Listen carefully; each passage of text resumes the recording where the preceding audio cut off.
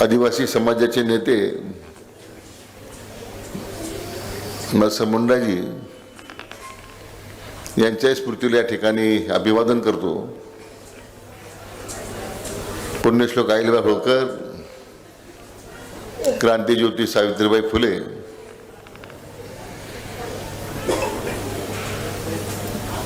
यांना मी मानवंदन अर्पित करतो। बहुजनांचे जनक छत्रपती शाहू महाराज, महात्मा ज्योतिबा फुले, भारतीय राज्यघटनेचे शिल्पकार महामानव भारतरत्न डॉक्टर बाबासाहेब आंबेडकर यांनाही मी अभिवादन करतो। आपल्या तालुक्याचे नेते स्वर्गीय मधुकररावजी पिचड साहेब यांनाही श्रद्धांजली अर्पण करतो। आणि आज देवठाणच्या आणि विविध विकास कामांच्या शुभारंभ प्रसंगी आपल्या आयोजित सभेचे अध्यक्ष आपले माजी विधानसभा सदस्य वैभवराव पिचड, संगमनेरचे लोकप्रिय आमदार सन्मान्य अमोलजी खताळ, साईबाबा संस्थानचे माजी विश्वस्त डॉक्टर जालिंदरजी भोर, बांधकाम समितीचे जिल्हा परिषदेचे माजी सभापती मान्य कैलासरावजी वागचौरे, भारतीय जनता पक्षाचे जिल्ह्याचे अध्यक्ष माननीय नितीनराव दिनकर, भारतीय जनता पक्षाचे जिल्ह्याचे सरचिटणीस ज्येष्ठ नेते माननीय सीतारामबाबा भांगरे,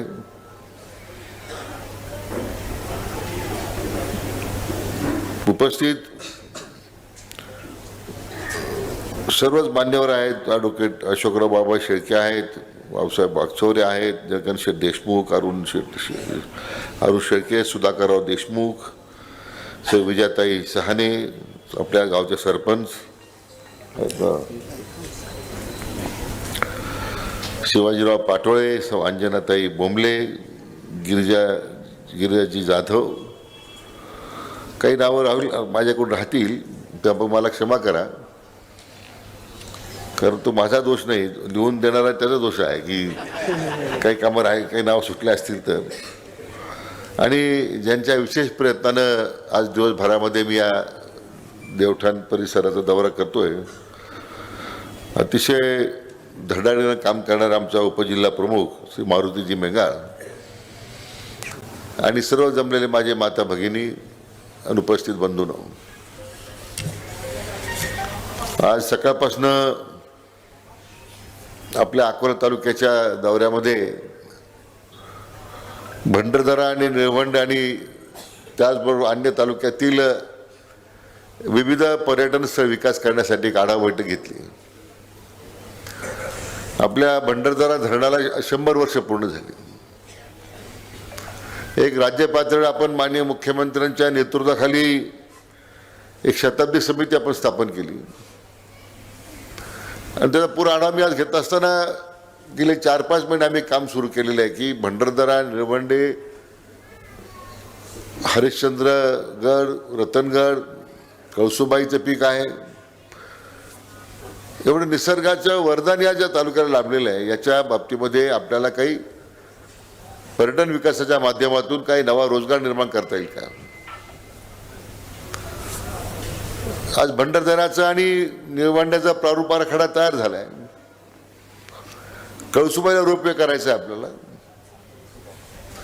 सगळ्या देशातील लोक उत्तराखंडला जातात ट्रेकिंगला, ते आमच्या हरिश्चंद्रगडावर येऊ शकतात, रतनगडावर येऊ शकतात। एक इकोसिस्टम तयार होईल की ज्यामुळे या तालुक्यातील किमान 1000-2000 मुलांना आम्ही रोजगार देऊ शकतो, लोकांना व्यवसाय देऊ शकतो। एक साधारण 1000 कोटी रुपयाचा एक आराखडा आता मी तयार करतोय की जो तुमच्या तालुक्याला एक नवी दिशा देणारा आहे, अशी या ठिकाणी आपण सांगितलं पाहिजे। कारण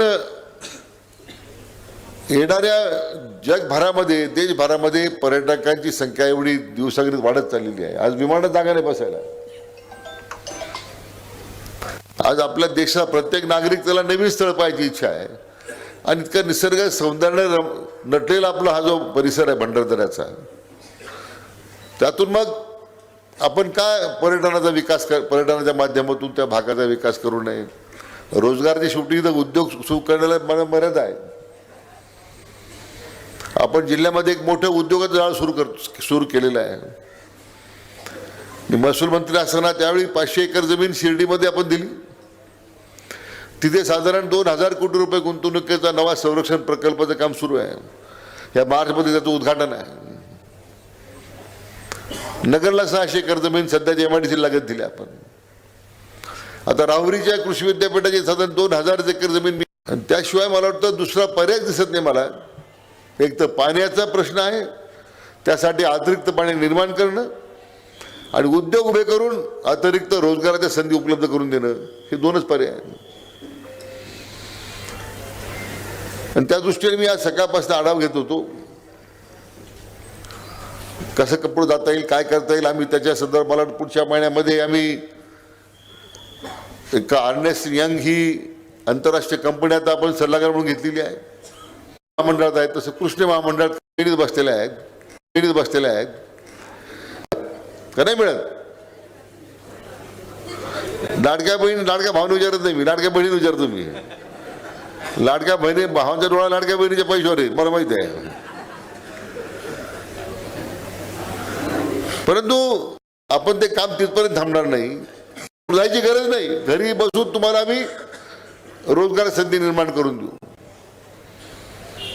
त्याला प्रशिक्षण द्यावं लागेल. आयुष्मान भारत योजना आणली, त्याचाच प्रतीक आहे ना. प्रत्येक समाजाच्या घटकाला कोणत्या ना कोणत्या प्रवाहामध्ये आणण्याचा प्रयत्न आदरणीय प्रधानमंत्र्यांचा आहे. हे मी जेवढे वक्तव्य केले त्यांनी केलेल्या नियोजनाचा परिणाम आहे. म्हणजे कोविडच्या काळामध्ये 80% जनतेला मोफत धान्य देण्याची योजना कोणी सुरू केली?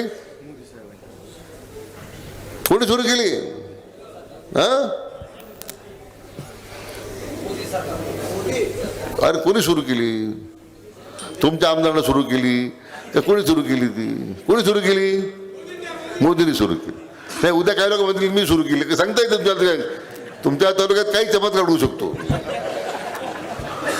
तर ते आदरणीय मोदी साहेबांनी ही मोफत धान्याची योजना सुरू केली आणि ती योजना आता बंद आहे का चालू आहे? सरकारची भूमिका, आदरणीय मोदी साहेबांनी एखादी योजना सुरू केली आणि ती योजना बंद झाली असं उदाहरण आहे का? आज मोफत धान्य मिळतंय, मोफत आरोग्य मिळतंय. 5 लाखाचं कार्ड तुमच्या घरोघर पोच केलं का नाही? झालं ना पोच? कोणी केलं ते? मोठ्याने बोला ना तुम्ही. बरं माहीत हे नक्की मोदी साहेबांनी केलं, तुम्हाला माहिती आहे ना. आज आयुष्यमान भारताबरोबर आपल्या राज्य सरकारनं 5 लाखाची जन आरोग्य योजना सुरू केली. ती आता 1.5 लाखाची 5 लाख केली. आज हे प्राथमिक आरोग्य केंद्र जे आहेत याची अवस्था पूर्वीच्या काळात काय असायची? आता एवढा काळ बदललेला आहे. अत्याधुनिक सामुग्री येते, गरिबांना त्या ठिकाणी चांगल्या प्रकारचा औषध उपचार मिळतोय. 5 लाखाच्या आयुष्यमान भारतामुळे किती महागडं जरी औषध उपचार असले चांगल्या दवाखान्यात तुम्हाला संधी मिळते. आता तर वेगवेगळ्या समाज बांधवांच्या करता रोज योजना काही जाहीर होत आहेत. तात्पर्य एवढंच आहे की आपल्याला विकासात्मक कामामध्ये त्या प्रवाहामध्ये आपल्या सगळ्यांना सामावून घेण्याचा प्रयत्न आहे. आज राज्याचे मुख्यमंत्री माननीय देवेंद्रजी फडणवीस साहेब ज्या पद्धतीने सगळ्या समाज बांधवांना या विकासाच्या प्रक्रियेमध्ये सामावून घेताना प्रत्येक समाज घटकाला कोणत्या ना कोणत्या निर्णयातून लाभ झाला पाहिजे त्यांची भूमिका आहे. आणि ते काम भविष्यकाळात आम्हाला सगळ्यांना तालुका पातळीवर करायचं आहे, जिल्हा पातळीवर करायचं आहे की सरकारच्या योजना थेट आमच्या लोकांपर्यंत जाण्याची आवश्यकता आहे. मला वाटतं मी मंत्री असताना एकदा मागे पूर्वी पशुसंवर्धन मंत्री होतो, तो पहिल्यांदा अकोला तालुक्यामध्ये मी डांगीत जाऊन प्रदर्शन भरवलं होतं. एक मोबाईल ॲम्ब्युलन्स सुरू केलं त्यावेळी आपण मधल्या काळामध्ये. आता काही म्हणतो 2.5 वर्षापूर्वी एक मोबाईल ॲम्ब्युलन्स सुरू केलं आपण, बरोबर ना, की त्या ॲम्ब्युलन्स थेट लोकांच्या शेतकरी दारापर्यंत जातील, लोकांच्या जनावरांचं त्या ठिकाणी देखभाल करतील. शेवटी हा गरीब आदिवासी शेतकरी डोंगराचा राहणारा जाणार कुठे जनावर घेऊन, तो विचार आपण त्यावेळी केला. अशा अनेक योजनेतून आज वेगळ्या प्रवाहातून मी म्हटल्याप्रमाणे समाज बांधवांना मदत करण्याचाच प्रयत्न आपला आहे. आज पाण्याचा प्रश्न आहे, महाराष्ट्र दुष्काळमुक्त करण्याचा संकल्पच देवेंद्रजींनी केलेला आहे. आपल्या राज्याचे लोकप्रिय मुख्यमंत्री यांचा तो संकल्पच आहे. आणि म्हणून ज्या ज्या ठिकाणी अशा प्रकारच्या दुष्काळी भागाला पाणी जात नाही, पाणी द्यावं लागेल, त्यासाठी प्रयत्नाची शिकस्त करण्याची गरज आहे. एक आराखडा आपण तयार केलेला आहे.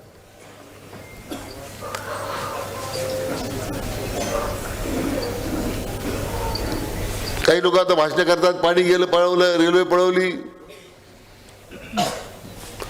तो मुद्दा मी काय फार बोलणार नाही, पण मुद्दा मी सांगत होतो की पाण्याच्या प्रश्नामध्ये आज अकोला तालुक्याने केलेलं जे योगदान आहे, अकोला शेतकऱ्यांनी केलेलं जे योगदान आहे, हे आम्ही कधी विसरू शकणार नाही, हे तुम्हाला मी सांगतो.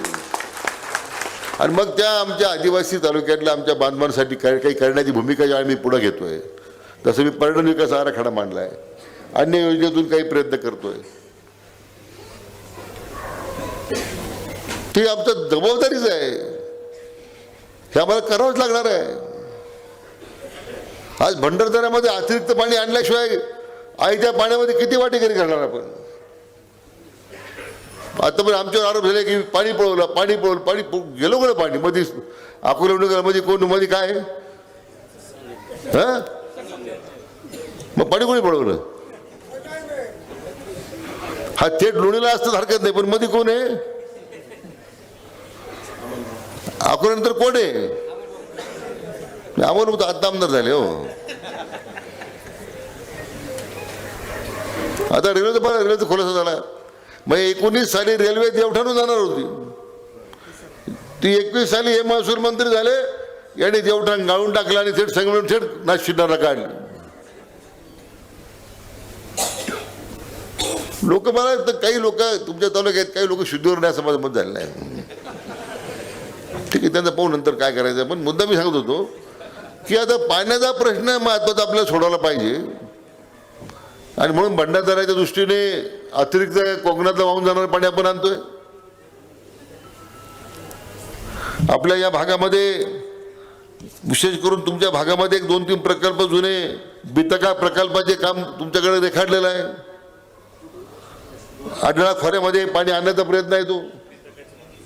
आणि मी तुम्हाला सांगतो की मी मागच्या काही महिन्यामध्ये या बितकामध्ये आढळा खोऱ्यात पाणी आणण्यासाठी सर्वेक्षणाची आपण परवानगी दिली आणि पुढच्या वर्षभरामध्ये हे काम सुद्धा मी 100% पूर्ण करून देईल. मी तुम्हाला कुठे पाण्यासाठी वनवन फिरावं लागणार नाही, ही माझी जबाबदारी. काय 25-30 कोटी खर्च येऊ द्या ना. आमच्या आदिवासी बांधवांना पैसे त्या ठिकाणी पाणी देतो ना, कुठे काही पैसे कमी पडणार नाही, तुम्हाला मी सांगतो. ती माझी जबाबदारी आहे. बेतका प्रकल्प असेल त्या बाबतीमध्ये ते त्या ठिकाणी आपल्याला काम करायचं आहे. वेगवेगळ्या योजनेची मागणी आज आपण मंडळी करताय, त्याची आम्ही पूर्तता करू. अनेक निवेदन माझ्याकडे आले, सरपंचाने दिले 10 लाख योजना पाहिजे, 10 लाख ती पाहिजे. आता मेंगासाहेब तुम्हाला 2 कोटी रुपये दिले, आणखीन तुम्हाला काही थोडे पैसे वेगळ्या कारणासाठी तुम्हाला वेगळ्या मतदारसंघात जिल्हा परिषदेकडे देतो. तुम्हाला 10 कोटी पाहिजे तुम्हाला, मी तर देऊन टाकतो 10 कोटी रुपये. तुम्हाला तयारी करा बरोबर. तुम्ही बसा एकत्र सगळे आणि हा विषय मार्गी लावा. यंदा तालुक्यामध्ये 100% महायुती म्हणून भारतीय जनता पक्ष आणि शिवसेनेची सत्ता तालुक्यात झाली पाहिजे, अशी माझी अपेक्षा आहे. आणि ते काम तुम्हाला करताना कुठे माझी मदत लागेल ती मी करायला तयार आहे. रेल्वेच्या बाबतीमध्ये मी सांगितलं पुन्हा एक, मी आता रेल्वे मंत्र्यांना मागच्या आठवड्यात पत्र लिहिलंय. त्यांना विनंती केली, रेल्वेकडून जाणार आहे एकदा कोण कोणत्या बाजून जाणार आहे, कोण कोणत्या रेल्वेत बसून जाणार आहे काही समजायला तयार नाही, कोण कोणत्या डब्यात बसला ते समजायला तयार नाही, कोण कोणत्या इंजिनला लागला ते समजत नाही. त्यामुळे चिंता करू नका, आपली रेल्वे बरोबर जाईल. माझा प्रयत्न हाच राहणार आहे की जो 19चा आराखडा आहे देवठाणून रेल्वे गेली पाहिजे, तोच आमचा प्रयत्न राहील. हे मी तुम्हाला जिल्ह्याचा पालकमंत्री म्हणून या ठिकाणी खात्री देतो. काय बिबट्यांचा प्रश्न मांडला या ठिकाणी, इतके बिबटे झाले. आता जंगलात बिबटे वेगळे, आणि माणसातले बिबटे वेगळे. आपण आपल्यातले बिबटे समजायला तयार नाही कोण आहेत. तरी आता या बिबट्यांच्या हल्ल्यामध्ये आम्ही आता जवळजवळ गेल्या महिन्यामध्ये 9 कोटी रुपये दिले. आपण 22 गाड्या घेऊन दिल्यात, 500 पिंजर घेऊन दिलेत, थर्मल ड्रोन दिले, म्हणजे रात्री ते ड्रोन उडाले की त्या तो ट्रॅकिंग करता येईल आपल्याला त्या बिबट्याला. त्याच्या गन दिले आपण त्यांना, ट्रँक्युलायझर गनचे काय, त्यातून आपण त्यांना बेशुद्ध करू शकतो. आता आजच आम्ही निर्णय केला आहे, त्या गोरक्षनाथ गड जो आहे निजानेश्वरला माझ्या कोकण गावच्या तिथे, ते 150 हेक्टर जमीन आहे. ते 300 एकरामध्ये आपण मोठं बिबट्यांचं हे सफारी करतोय. त्याला 10 कोटी रुपये देऊन मोठे त्याला जाळे करतो पिंजऱ्याचे, 150 एकर ते फिरतील, मोकळे फिरतील ते. हा ना, म्हणजे त्या आपण त्या ठिकाणी ते बिबटे सोडून द्यायचे, ते पुढे जाणार नाही कुठं, त्याला कंपाऊंड राहणार. आपल्याला तर कोणी गडबड करायला लागेल सोडून द्यायचं ते.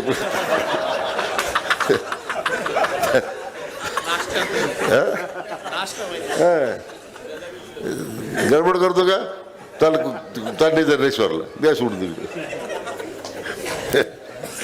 त्यामुळे चिंता करू नका, बिबट्यांची आम्ही काळजी घेतोय. आपण युद्ध पातळीवर आम्ही काम सुरू केलेलं आहे. जिथं त्यांना दुर्दैवाने काही घटना घडतात, निरपराध लोकांचा बळी जातोय, छोट्या मुलांचा बळी जातोय, काही ठिकाणी मी गोळ्या घालण्याचे आदेश दिलेले आहेत. जिथे जे शक्य आहे त्या ठिकाणी मी तुम्हाला खात्री देतो की आज मोठ्या प्रमाणात निधी उपलब्ध करून आता हे, आणि हे लक्षात घ्या, गैरसमज करून टाका, जे आता पिंजऱ्यात जो बिबट्या गेला त्याला मी सोडत नाही, तो पिंजऱ्यातच ठेवलेला आहे. आणखीन 500 पिंजरे घेऊन दिले त्याला नवीन, की 1000 बिबटे 1000 ठिकाणी त्या पिंजऱ्यात राहतील. आणि 1-2 महिन्यात जर ते आपले गोरक्षनाथ झालं तयार, तोपर्यंत सोडणं. लोकांमध्ये भीती आहे, बिबटे घेतो आपण सोडून देतो वर, आणि ते बिबटे खाली परत येतात. त्यामुळे आता निर्णय आपण केलेला आहे की बिबट्या पकडला सोडायचे नाही. त्यामुळे आणखीन 500 पिंजरे नवीन घ्यावं लागले आम्हाला, की आता बिबटे पकडण्याची संख्या एवढी वाढत चाललेली आहे. तर त्या दृष्टीने तुम्ही निश्चित राहा, थोडं काळजी घ्यावीच लागते प्रत्येक गोष्टीला. आम्ही शाळेचे वेळ बदलले, प्रत्येक नागरिकाला माझी हात जोडून विनंती आहे, आपल्या लहान मुलांची काळजी घ्या. एकटे शाळेत जातात, एकटे शाळेत जातात, त्यांना त्रास होतो बिचारांना. काय त्या छोट्या जीवाला काय माहिती आहे काय कोण काय निघणार आहे. आणि प्रत्येकाने सावधगिरी बाळगण्याची गरज आहे. शेवटी त्या बिबट्याचा भरोसा कोण द्यायचा, इथं माणसाचा भरोसा राहायचा, बिबट्याचा काय कोण द्यायला सांगा तू. माणसाचा भरोसा राहिला नाही, कोण कधी काय म्हणेल, कोण कधी काय बरळेल, काहीची खात्री नाही ना. बिबट्याचं काय घुमायचं. आणि मला आनंद आहे की त्या ठिकाणी एक सबस्टेशनची मागणी झाली. मी आत्ताच बोललो त्या MSCBच्या अधिकाऱ्यांशी, आणि मी बरं झालं मला तुम्ही हा प्रश्न उपस्थित केला. साधारण महिनाभरामध्ये तुमच्या सबस्टेशन आम्ही सुरू करतोय, या ठिकाणी तुम्हाला खात्री होतं. तुम्ही चिंता करू नका, मी असेपर्यंत तुम्हाला काय अडचण आहे देवठाणला. अकोला तालुक्याला चिंता नाही आहे. तुमचा तालुका मी पालकमंत्री म्हणून माझ्याकडे दत्तक आहे, सगळ्या योजना तुम्हाला द्यायला मी जाय. फक्त बिबट्या म्हणून सावध राहा. मनापासून सगळ्यांना धन्यवाद देतो. उशीर झाल्याबद्दल सगळ्यांची क्षमा मागतो.